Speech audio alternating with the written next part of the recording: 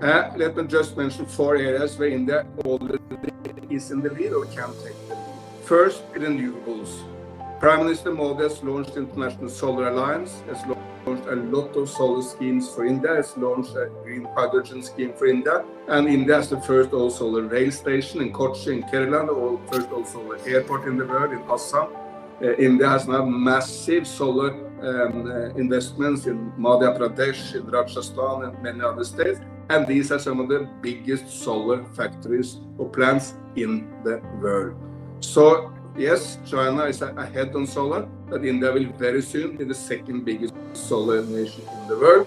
And India can indeed be the lead green hydrogen nation in the world. And Prime Minister Modi launched the green hydrogen nation for India. Ambani and Adani immediately put tens of billions of dollars on the table for this. Secondly, India needs to go into electric mobility. State of Maharashtra is in the lead here in India.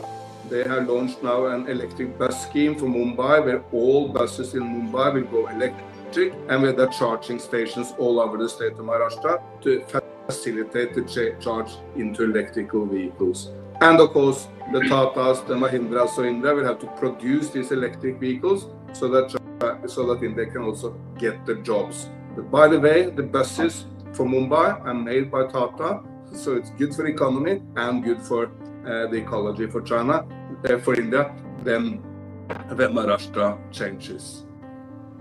Thirdly, tree planting. Telangana is in the lead in India. They have increased the tree cover in Telangana by 3% in the last few years. It's a massive investment in planting trees. City of Hyderabad, biggest city as you know in Telangana, is now declared a global tree city because there's so many urban parks in Hyderabad, so much development of the green.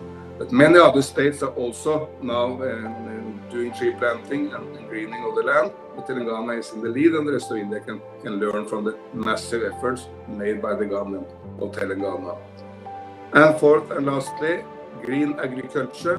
Agriculture is a huge business. It's one of the most climate unfriendly if done in the wrong way. But it has a huge potential to go green. In the state of Andhra Pradesh, 6 million people have now moved into ecological farming or zero budget natural farming as it's called, where you don't use so much fertilizer, don't use pesticides, and use the residues from agriculture to make new and greener products.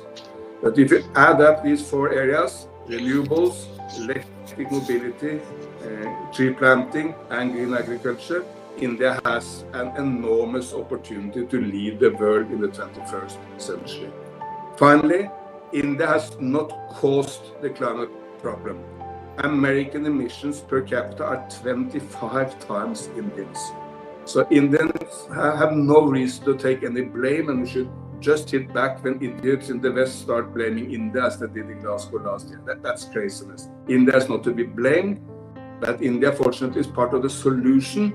And this is the solution which is important for India because India is so vulnerable to climate change. And I'm absolutely certain that in the decades to come, India, with the European Union and China, will lead the charge into a much greener future for humanity.